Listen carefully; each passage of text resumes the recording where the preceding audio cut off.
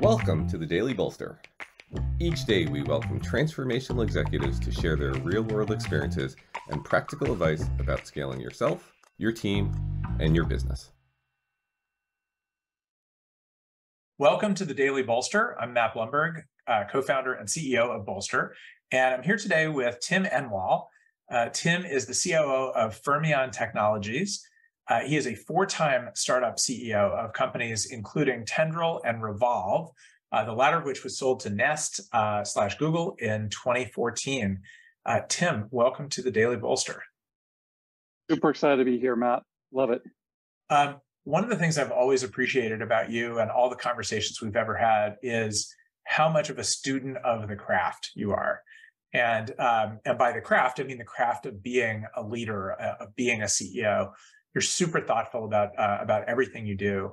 And I know one of the passions that you and I share is for not just creating a good place to work or even a great place to work, but one you and I actually describe the same way, which is I want to create the best place that people have ever worked.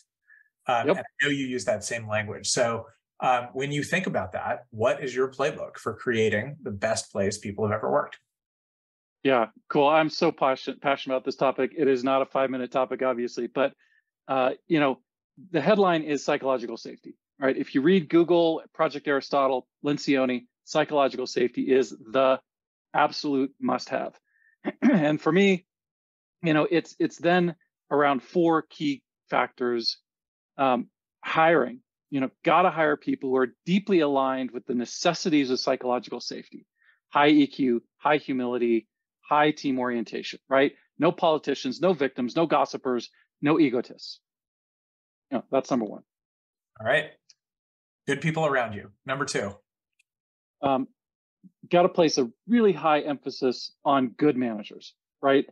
Everything flows through the manager, right? All of the ability to work with high EQ, all the ability to get victimhood out of the equation and address issues and work with people on their strengths and what the organization needs. There's just so much emphasis, and so many people fail to recognize how critical managers are, especially middle managers as you scale, right? Man, got to place emphasis there and coach them and work with them. Number two. I'm with you. You can't do enough management training personally as the leader. That's right. Exactly. And checking in and all that. That's right. Number three, super high alignment of the person's strengths with the organization's needs. We use StrengthsFinder.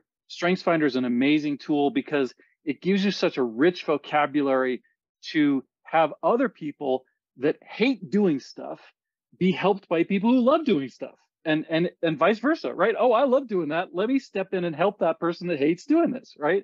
Like, it's the essence of teamwork, and it's a great vocabulary, and it helps people sort of express themselves through that tool. Yeah, and that's I always think there's a coda to that, which is working outside of your job as needed to make that happen. Totally.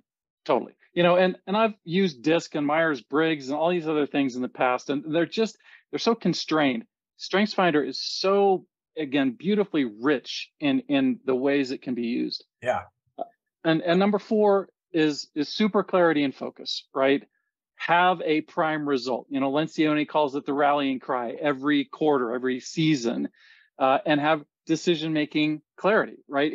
It's the operating system that allows everybody to just do their job, right? And have confidence doing their job because it's really clear what the organization is going after, right? The priority and the subsidiary, components of that with clarity of decision making. One of the things I think trips up so many people and gets into politics and all this kind of stuff is whose decision is this? If you go into every decision having clarified that question and gotten any confusion out of the way, then these are the input people. This is the decision maker, right? So here's what I love most about your formula. All of those things are about having a high performing organization, Not a Right. single one about perks or policies. And presumably you do a good job of those too at places Yeah. you've played. But all of these are about having a high-performing organization, because high performers do their best work and are happiest and most engaged in a high-performing organization. That's right. I love your formula for creating the best place people have ever worked.